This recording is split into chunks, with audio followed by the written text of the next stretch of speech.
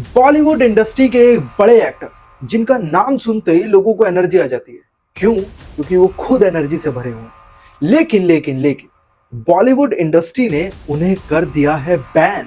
पूरे 45 करोड़ का नुकसान और फेडरेशन का non corporation notice. Producer guides की क्लोज डोर मीटिंग और पूरी इंडस्ट्री ये चूज करने में लगी है कि कौन सही है और कौन गलत। And I think you crack the name of the star. Yes, it's the धुरंधर रणवीर सिंह। तो चलो बात करते हैं आज डॉन 3 की कंट्रोवर्सी के बारे में। तो आज मैं तुम्हें बताने वाला हूँ पूरी कहानी स्टार्ट टू एंड की पूरी कहानी में क्या क्या हुआ और देखते हैं कि इन फैक्ट्स के बीच में हमें क्या समझ आता है कि कौन गलत है और कौन सही। तो लेट्स गो। तो चलो शुरुआत करते हैं बिल्कुल शुरू से। इस कहानी की शुरुआत कहां से हुई? 2023 में 2023 में फरहान अख्तर और रितेश सिधवानी की प्रोडक्शन कंपनी एक्सेल एंटरटेनमेंट ने अनाउंसमेंट किया डॉन 3। यस, डॉन 3 के अनाउंसमेंट किया और एक नया डॉन अनाउंस किया जिसका नाम था रणवीर सिंह।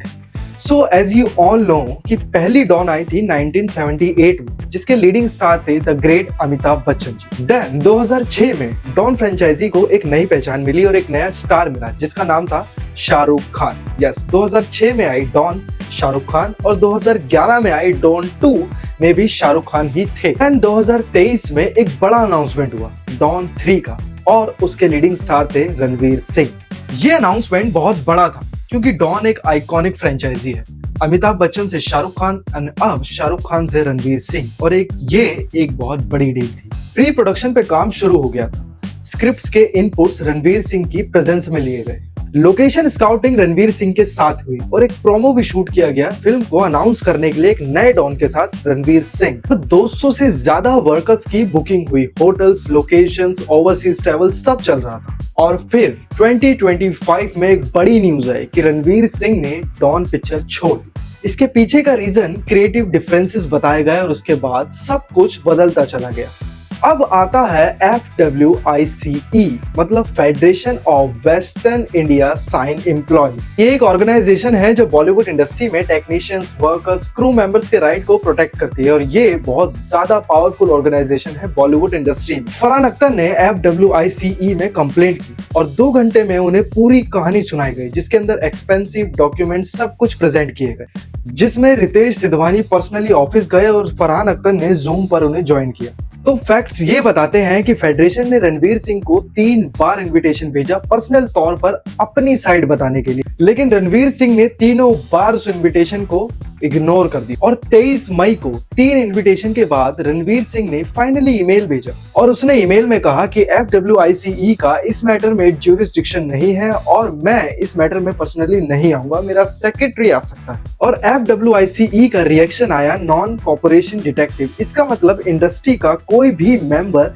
रणवीर सिंह के साथ काम नहीं करेगा जब तक ये मैटर रिजॉल्व नहीं हो जाता। तो सवाल आता है क्या ये एक्चुअली बैन है उसके ऊपर? टेक्निकली ये बैन नहीं है। ये FWICE ने खुद क्लैरिफाई किया है कि ये आउटराइट बैन नहीं है, ये नॉन कॉर्पोरेशन डायरेक्टिव है। लेकिन प्रैक्टिकली अगर कोई वर्कर कोऑपरेट नहीं करेगा तो रणवीर सिंह फिल्म कैसे बनाए? तो चलो अब रणवीर सिंह की साइड की कहानी सुनते हैं कि उनकी तरफ से क्या हुआ। तो रणवीर सिंह के कैंप का कहना है कि डॉन 3 कभी क्रिएटिव रेडीनेस तक पहुंचा ही नहीं था, स्क्रिप्ट कंप्लीट ही नहीं थी और फिल्म फ्लोर पर जाने के लिए रेडी ही नहीं थी। रणवीर सिंह के साइड से एक और इम्पोर्टेंट एलिगेशन है कि एक्सेल एंटरटेनमेंट ने ऋतिक रोशन को भी अप्रोच किया था डॉन 3 के लिए, रणवीर सिंह से पहले या उनसे नेगोशिएशन के टाइम पे, लेकिन एक्सेल एंटरटेनमेंट ने ये पब्लिकली डिनाई किया। रणवीर सिंह का पर्सपेक्टिव ये भी था कि धुरंधर की ब्लॉकबस्टर सक्सेस के बाद वो अपने करियर का डायरेक्शन चेंज करना चाहते थे। वो कुछ गैंगस्टर टाइप फिल्म्स को स्किप करना चाहते थे। तो कुछ फैक्ट्स ये भी बताते हैं कि वो संजय लीला भंसाली और एटले जैसे डायरेक्टर्स के साथ काम करना चाहते हैं और एक फिल्म प्रलय जिनके लिए उन्होंने अर्ली डेट्स में मांगी और यही वर्कलोड की वजह से वो इस फिल्म से बैकआउट कर रहे हैं। और अगर रणवीर सिंह का कैरियर देखें तो धुरंधर ब्लॉकबस्टर मूवी है और वो इस टाइम अपने कैरियर के पीक पर है, तो हर एक्टर अपने टर्म्स के हिसाब से ही काम करना चाहेगा, ये नेचुरल है। तो इसमें हम बिल्कुल रणवीर को भी गलत नहीं कह सकते। लेट्स सी आगे फैक्ट्स क्या कहते हैं। ये सब तो चल ही रहा था कि एक चीज ने और आग में घी डाल दिया। International film festival of India चल रहा था गोवा में। रणवीर सिंह स्टेज पर आए और ऋषभ शेट्टी को प्रेज करने लगे for Kantara movie. Ranveer Singh stage पर चढ़े और उन्होंने डाइवर्स सीन री इनेक्ट किया। और अननोइंगली बोल दिया कि female ghost enters in your body, unknowingly. और जिन भी लोगों ने कांतारा मूवी देखी होगी उन्हें पता होगा कि वो किस सीन को रिक्रिएट कर रहे थे। और रिजल्ट क्या हुआ? इमीडिएट बैकलैश, सोशल मीडिया पे आग लग गई, एफआईआर फाइल्स हुए, रिलीजियस सेंटिमेंट्स को हर्ट करने के एलिगेशंस लगे। रणवीर सिंह ने माफी भी मांगी, लेकिन तब तक नुकसान हो चुका था। तो पहले धुरंधर की धुआंधार सक्सेस, फिर डॉन 3 की कंट्रोवर्सी और फिर कांतारा की कंट्रोवर्सी। 2025 रणवीर सिंह के लिए थोड़ा टर्बुलेंस बढ़ा रहा। तो अब ये टॉपिक रणवीर सिंह वर्सेस फरहान अख्तर नहीं रहा, ये पूरी बॉलीवुड इंडस्ट्री का सवाल बन गया है कि ये हो क्या रहा है। तो प्रोड्यूसर्स गिल्ड ऑफ इंडिया में 2 क्लोज डोर मीटिंग्स हुई और उस मीटिंग में बिग प्रोड्यूसर, स्टूडियो हेड सब प्रेजेंट थे। और उस मीटिंग में एक सवाल डिस्कस हुआ कि अगर कोई स्टार मैसिव प्री प्रोडक्शन के बाद फिल्म छोड़ दे तो प्रोड्यूसर क्या करे। ये प्रॉब्लम कोई नई नहीं थी। फरहान अख्तर की ही एक फिल्म जी ले जरा, जिसमें आलिया भट्ट, कैटरीना कैफ और प्रियंका चोपड़ा थी, वो भी कुछ ऐसी ही सिचुएशन में फंस चुकी है। और ऐसी सिचुएशन में डायरेक्टर और प्रोड्यूसर्स को ही सबसे ज्यादा बार पैसे और टाइम का लॉस होता है। डॉन 3 के केस में 40 से 45 करोड़ के नुकसान का क्लेम है, जिसमें 200 से ज्यादा वर्कर्स को बुकिंग्स दे दी गई थी। इसमें प्रोड्यूसर्स और एक्टर्स की लड़ाई नहीं है, इसमें उन लोगों का भी इन्वॉल्वमेंट है जो इस काम से डिपेंडेड है, जो सिर्फ इसी काम से कमाते हैं। इनको बुकिंग दी गई थी और जो होप में थे कि हाँ आगे और काम आने वाला है, उन लोगों की लाइफ भी बहुत ज्यादा इफेक्ट होती है इन सब चीजों से। तो इंडस्ट्री में अब डिमांड है कि क्लियर कॉन्ट्रैक्ट्स बने, एक्टर्स का मूवी छोड़ने पर फाइनेंशियल पेनल्टीज लगे और एक सिस्टमैटिक जुडिशरी सिस्टम बैठे जो दोनों तरफ, दोनों पक्षों का अच्छे से सुनवाई करके फैसला निकाले। तो इस सिचुएशन पे अब मैं अपना ओपिनियन बताता हूँ। तो मेरा ओपिनियन ये है कि अगर आपने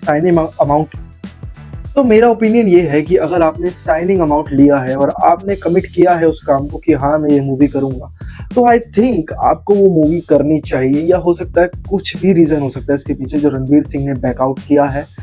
अगर देखा जाए तो फरहान अख्तर का जो नुकसान हुआ है तो वो तो बोलेगा ही कि भाई मेरा इतना नुकसान हुआ है, तो वो कौन भरेगा। आपने जो भी टोकन अमाउंट या जो भी पहले ले लेते हैं, मूवी साइन करने से पहले अमाउंट ले लेते हैं, आप वो देने को तैयार हो, लेकिन जो उसने बुकिंग्स कर दी या जो उसने बंदे ने लोगों को या सेट्स को या स्टूडियोज बुक करे हैं, उसका नुकसान कौन भरेगा। उसके साथ पहले भी ये मूवी में हो चुका है, जो मैंने बात करी जी ले जरा, और अब डॉन 3 में। तो आई थिंक कि ये एक तरफ से थोड़ा सा गलत भी है। और अगर रणवीर सिंह की साइड से देखा जाए कि अगर उसका कहना है कि फरहान अख्तर पहले ऋतिक रोशन को अप्रोच कर रहा था, उसका इंटरेस्ट था नहीं रणवीर सिंह में, तो शायद रणवीर सिंह को उस टाइम पे ही उससे क्लियर कर लेना चाहिए था, या उस मूवी से बैकआउट उसी टाइम पे कर लेना चाहिए था कि भाई आपको मुझ में इंटरेस्ट नहीं है तो मेरे को भी आप में इंटरेस्ट नहीं है। वो अच्छा खासा स्टार है यार, अच्छा खासा बहुत अच्छा एक्टर है रणवीर सिंह। ऐसा नहीं है कि वो बहुत लो या उसने कोई इससे पहले धुरंधर से पहले कोई हिट मूवी नहीं दी।